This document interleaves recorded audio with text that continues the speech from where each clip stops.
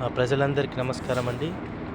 మీరు ఇప్పుడు ఎలక్షన్స్ వస్తున్నాయి కాబట్టి ప్రజలందరూ మంచిగా బాగా ఆలోచించి ఎవరైతే బాగుంటారో మన నియోజకవర్గానికి ఎవరైతే మనకు మంచి పని చేసి పెడతారో రోడ్లు గానీ, మన సంక్షేమం గానీ ప్రతి ఒక్కరి ఆలోచించి మంచి డిసిషన్ తీసుకొని ఓటు వేయండి. ఎవరు చెప్తే వాళ్ళు వినకండి.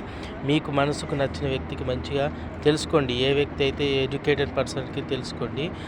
ఇతడైతే బాగుంటాడు కాబట్టి ఇతనికి ఎయ్యాల అన్న 4 రకాలుగా ఆలోచించి మీరు ఆ వ్యక్తికి ఓటు వేయండి. అంతేగాని ఎవరు పడతారు వాళ్ళు పైసలు ఇచ్చిర్రు కాబట్టి నేను ఓటేస్తాను ఆలోచించకండి. పైసలు ఆ ఒక్క రోజుకు మాత్రమే సరిపోతాయండి. మనకు 5 ఏళ్ళు సరిపోవు. సరేనా? ఇది ఒక్కటి గుర్తుంచుకోండి. మనకు ఎవరైతే పని కల్పిస్తారో వాళ్ళకే ఓటు వేయండి. మంచి వ్యక్తికి ఓటు వేయండి. అంతేగాని మీరు ఏదో డబ్బులకు ఆశపడి ప్లీజ్ ఓటు వేయకండి. మీరు మంచిగా ఆలోచించండి. మంచి డిసిజన్ తీసుకోండి. ఇతరులకు చెప్పండి. మంచిగా మీరు ఓటేసి మంచి 5 ఏళ్ళు సురక్షితంగా ఉండండి.